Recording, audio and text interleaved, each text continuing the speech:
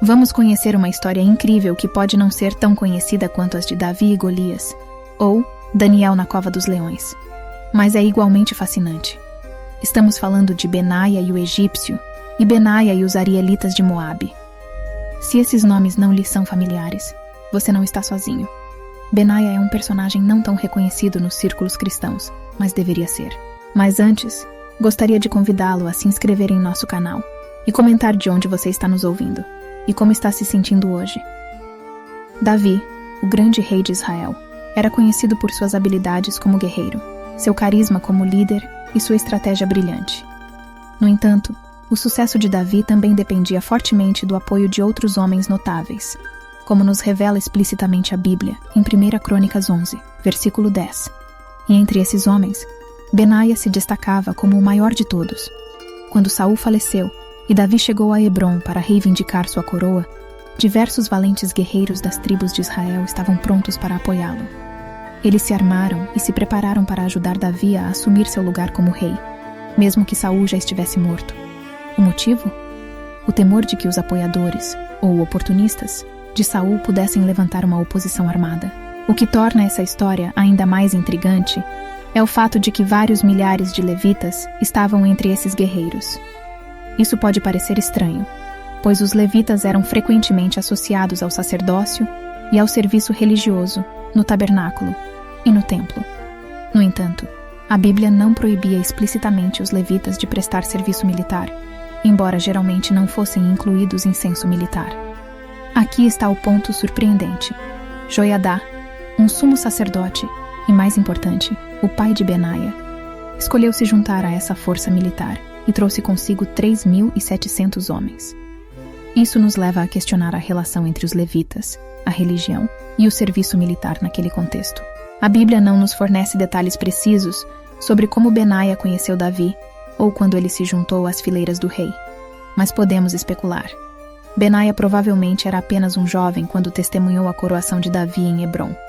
Não temos uma confirmação, mas a cronologia sugere que ele era pelo menos 15 a 20 anos mais jovem que Davi, já que ele também serviu sob o reinado de Salomão, filho de Davi. Isso significaria que, na época da coroação em Hebrom, Benaia ainda não teria idade para o combate. Entretanto, o papel de seu pai, Joiadá, no evento da coroação, e o legado que ele passou para Benaia, sem dúvida, tiveram um impacto profundo em sua vida. Joiadá era um homem de ação, como sugere a Bíblia, e essa influência moldou Benaia em um dos guerreiros mais ferozes da história bíblica. Além disso, a influência de seu avô também é discutida, com algumas interpretações indicando que ele também era um homem valente. Isso se alinha com a natureza guerreira da família de Benaia. Benaia, por sua vez, continuou essa tradição de bravura e a passou para a próxima geração. A Bíblia nos diz que ele teve um filho que ocupou uma posição de alto comando sob seu controle. Embora saibamos pouco sobre a família de Benaia, estamos apenas começando a desvendar os segredos desse formidável guerreiro. Benaia era uma verdadeira máquina de combate, especialmente habilidoso em combate corpo a corpo, com uma agilidade e reflexos que conseguiam dominar os melhores dos melhores. Se você duvida, basta conferir as passagens de 2 Samuel 23, versículos 20 a 22 e 1 Crônicas 11, versículos 22 e 23, para ter uma ideia do quão feroz ele era diante de seus inimigos. Benaia é elogiado por 3 feitos extraordinários que o tornaram uma figura lendária. Primeiro, ele derrotou 2 guerreiros temíveis conhecidos como os Ariels de Moabe. Em seguida, enfrentou e matou um leão em um poço, um ato de coragem e força incríveis. E para fechar com chave de ouro, ele derrotou um gigante egípcio em combate. O que torna essa história ainda mais cativante é a incerteza em torno do significado exato da palavra hebraica Ariels. A verdadeira definição de Ariels permanece desconhecida, mas os estudiosos sugerem que essa palavra hebraica, derivada das raízes que significam leão e Deus, poderia se traduzir como homens semelhantes a leões. Isso nos deixa com algumas perguntas fascinantes. Seriam esses homens tão ferozes quanto leões? Ou poderiam ser uma espécie híbrida de seres humanos, semelhantes aos gigantes da época? A resposta permanece um mistério. No entanto, uma coisa é certa: esses Ariels eram guerreiros incrivelmente ferrenhos. O que nos leva a questionar por que essa história foi incluída em um capítulo repleto de relatos de homens realizando feitos grandiosos. Esses Ariels não eram simples homens. Eles eram combatentes tão formidáveis que fariam um simples soldado tremer em suas sandálias. E o incrível é que Benaia não apenas enfrentou, mas derrotou 2 deles. Em um dia frio, ele estava dando um passeio quando de repente se deparou com um leão encurralado em um poço. O que ele fez a seguir é verdadeiramente surpreendente. Sem hesitar, Benaia decidiu enfrentar a fera selvagem. Agora, antes que você pense que essa foi uma ação imprudente e movida apenas pelo orgulho masculino, há indícios de que havia um motivo mais nobre por trás dessa ação. É bastante provável que o leão representasse uma ameaça iminente para os moradores da região. Infelizmente, o texto bíblico é escasso em detalhes, mas uma coisa é certa: matar um leão é uma conquista extraordinária, especialmente quando você decide entrar no mesmo poço que o leão, limitando suas opções de fuga. Ao contrário de heróis com superpoderes, como Luke Skywalker, Benaia não tinha habilidades especiais além de seus reflexos afiados e sua vasta experiência como guerreiro. Munido apenas de uma espada ou lança, ele enfrentou o leão e saiu vitorioso. Essa façanha não só demonstrou sua coragem, mas também solidificou ainda mais sua reputação como um dos maiores guerreiros da história bíblica. Agora, sobre o último feito de Benaia, que faria qualquer especialista em combate corpo a corpo ficar impressionado. Benaia se deparou com um egípcio espetacular. Algumas traduções o descrevem como bonito, embora eu duvide que Benaia tenha se importado com sua aparência. Mas este egípcio não era como os outros. Ele tinha 5 côvados de altura, o que o colocaria em torno de 2,25 metros de altura, quase tão alto quanto Golias. Além da altura impressionante do egípcio, Benaia estava em desvantagem em termos de armamento. Enquanto o egípcio empunhava uma lança, Benaia tinha apenas um cajado, ou clava, de acordo com algumas traduções. Minha suposição é que o egípcio subestimou grandemente suas chances contra Benaia, pois era maior e tinha uma arma melhor. No entanto, a velocidade era claramente o maior trunfo de Benaia. Afinal, ele matou um leão, e você só perceberia isso quando fosse tarde demais. Benaia, com sua destreza, desarmou o egípcio, arrancou a lança de suas mãos e o matou com ela. Um feito verdadeiramente impressionante. Benaia era o tipo de guerreiro que inspirava respeito e temor. Sua reputação como lutador e líder o levou a ocupar várias posições de comando dentro do aparato militar de Davi. A organização militar de Davi consistia em 3 elementos principais: o exército, liderado por Joabe, a milícia, uma reserva, e a guarda real. O que torna isso ainda mais interessante é que Benaia, ao longo de sua carreira, ocuparia posições de comando em cada um desses 3 elementos. Benaia era verdadeiramente versátil e talentoso, demonstrando sua habilidade não apenas como guerreiro formidável, mas também como um líder militar, capaz de liderar em diferentes contextos. Agora, vamos conhecer um grupo crucial dentro do exército de Davi, chamado os 30. Esse grupo parecia formar o núcleo central do exército de Davi e desempenhou um papel essencial na consolidação do reino de Davi. Todos os homens que faziam parte de os 30 eram lutadores de elite, e em um ponto da história, Benaia foi o comandante de todos eles. Ser admitido em os 30 não era uma conquista pequena. Isso destacava não apenas a habilidade de Benaia como guerreiro, mas também seu caráter. Ele era altamente honrado dentro desse grupo. Os melhores dos melhores reconheciam sua excelência. Poucos homens na história receberam tal honra. Além de sua atuação no exército e entre os 30, ele também desempenhou um papel crucial na organização e supervisão da milícia durante o 3º mês do ano. A milícia era composta por unidades reservas, organizadas em 12 divisões, correspondendo a cada mês do ano. Isso significa que essas unidades reservas seriam convocadas para servir uma vez por ano, durante um mês específico. Cada mês tinha um comandante diferente, e Benaia tinha a responsabilidade pela divisão designada para o 3º mês. Além disso, como mencionamos anteriormente, o filho de Benaia também ocupava um cargo de comando dentro dessa divisão. Parece que Benaia tinha controle administrativo, enquanto seu filho estava encarregado das operações do dia a dia. Isso faz sentido, considerando que Benaia já tinha as mãos cheias como comandante da Guarda Real de Davi. Esta era uma função especial, pois a guarda era composta por combatentes estrangeiros, conhecidos como xeretitas e peletitas, que provavelmente tinham origens filisteias. Alguns comentaristas os identificam como mercenários, mas será que realmente o eram? Eu inclino a crer que não. A maioria dos mercenários tem lealdade apenas ao dinheiro que recebem, e quando o pagamento acaba, sua lealdade também desaparece. No entanto, Davi tinha uma história de conquistar a lealdade de estrangeiros. Embora esses homens recebessem seus salários da Bolsa Real, arriscaria dizer que sua decisão de permanecer ao lado de Davi era motivada por outros fatores. Apesar disso, eles ainda eram estrangeiros na terra de Israel. Quem conseguiria ganhar o respeito de lutadores estrangeiros, especialmente aqueles com raízes filisteias? Davi escolheu Benaia, o que é um testemunho de seu caráter, simpatia e, o mais importante, sua lealdade. Os homens da guarda real de Davi não eram apenas agentes do serviço secreto. Sim, protegiam o rei, mas também participavam das batalhas, e o texto nos dá a impressão de que não eram uma força pequena. Enquanto o exército e a milícia desempenharam papéis fundamentais na expansão do império de Davi, a guarda real o ajudou a mantê-lo. Eles são mencionados de forma destacada em 3 rebeliões, como se um golpe de estado liderado por um de seus filhos, Absalão, não fosse suficiente. O rei Davi enfrentaria mais uma tentativa de golpe em seus últimos dias de vida.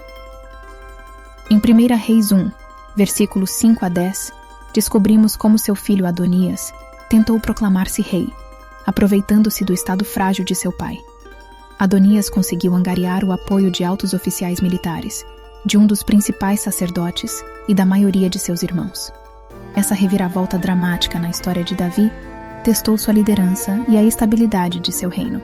Enquanto Adonias conspirava com essas pessoas, ele deliberadamente manteve várias outras no escuro, incluindo os poderosos homens de Davi, provavelmente os 30, Salomão, o profeta Natã e Benaia. A lealdade inabalável de Benaia a Davi deve ter sido um fato amplamente conhecido. Embora Adonias tenha conseguido influenciar Joabe, o comandante do exército de Davi, e Abiatar, o sacerdote, ambos leais a Davi até aquele momento, fica claro que ele sequer ousou pedir a ajuda de Benaia. Ele achava que não precisaria, mas estava terrivelmente enganado. Para que Adonias ganhasse apoio público e se estabelecesse como rei, várias condições precisavam ser atendidas. O apoio militar era crucial para silenciar qualquer oposição. Com o respaldo de Joabe, Adonias teria controle sobre o exército. Ele precisaria de um respaldo sacerdotal para dar-lhe uma legitimidade divina. Com Abiatar ao seu lado, ele poderia apresentar esse caso de legitimidade. Adonias também teria que limitar a oposição da família real, e ele conseguiu obter o apoio da maioria de seus irmãos, exceto Salomão, o herdeiro pretendido ao trono. Essas eram as condições que Adonias buscava para solidificar seu poder como rei. Mas ele estava prestes a enfrentar um obstáculo que não havia previsto: a intervenção de Benaia e outros fiéis a Davi. Adonias estava confiante de que o trono seria seu e convidou seus apoiadores para um banquete para celebrar seu sucesso. No entanto, seu pai, Davi, provou ser um pensador mais astuto e estratégico. Mesmo em seu estado enfraquecido, Davi conseguiu ganhar o apoio público para seu filho Salomão, antes que Adonias pudesse dar o golpe final. E um dos principais responsáveis por isso foi Benaia. Enquanto Adonias desfrutava de seu banquete com seus seguidores, Davi organizou a unção de Salomão como rei nas fontes de Gion, com a ajuda do sacerdote Zadok e do profeta Natã. Para fazer isso com sucesso, Salomão precisaria de apoio militar não apenas para proteção, mas também para legitimar a unção. Benaia providenciou a proteção de Salomão por meio dos xeretitas e peletitas, que ele comandava. A lealdade de Benaia a Davi seria recompensada posteriormente por Salomão. As coisas não correriam tão bem para Joabe, que escolheu se aliar a Adonias. Embora Benaia tenha sido uma figura central no reino de Davi, ele alcançou uma posição ainda mais proeminente sob o reinado de Salomão. Sem dúvida, Salomão reconhecia a lealdade feroz de Benaia e confiava nele. Por isso, deu a ele a responsabilidade de executar figuras-chave que haviam escapado da punição sob o reinado de Davi e que também representavam uma ameaça ao seu próprio reinado. Benaia estava prestes a desempenhar um papel crucial na eliminação de ameaças à estabilidade do reino de Salomão. Adonias originalmente teve sua vida poupada, apesar de sua tentativa de golpe. No entanto, quando ele fez um pedido inapropriado a Salomão por meio da mãe de Salomão, Batseba, ele selou seu destino. Foi uma jogada tola para alguém que já havia sido perdoado. Benaia recebeu a ordem de executá-lo, e ele o fez. Enquanto Benaia parecia ser o líder militar leal e discreto que evitava a política, Joabe era o oposto completo. Joabe era impulsivo e implacável, enquanto Benaia era equilibrado e gracioso. Seu comportamento respeitoso e tranquilo fica evidente na interação entre ele e Joabe, antes da execução deste último. Quando Davi faleceu, Joabe sabia que seus dias estavam contados e fugiu para o tabernáculo em busca de refúgio. E Salomão, de fato, ordenou a Benaia que o executasse. Quando Benaia se aproximou de Joabe, ordenou que ele saísse da tenda. Joabe recusou, provavelmente na esperança de receber clemência devido à santidade do local. No entanto, a lei bíblica não impedia Benaia de executar a justiça ali mesmo. Em vez de agir impulsivamente, como Joabe teria feito em seu lugar, Benaia escolheu buscar orientação adicional do rei. Quando o rei Salomão lhe ordenou que prosseguisse mesmo assim, Benaia não hesitou e seguiu as ordens, matando Joabe onde ele estava. A natureza simbólica dessa execução não pode ser subestimada. Como levita e descendente de Arão, Benaia tinha a autoridade dada por Deus para proteger o tabernáculo. Quando ele matou Joabe, ele executou o julgamento não apenas como um guerreiro sob o comando do rei, mas também como um levita com a autoridade para fazê-lo em nome de Deus. Essa cena dramática ilustra não apenas a obediência de Benaia às ordens do rei, mas também sua autoridade espiritual como levita. Shimei era da casa de Saul e proferiu maldições e insultos a Davi enquanto este fugia de Jerusalém durante o golpe de Absalão.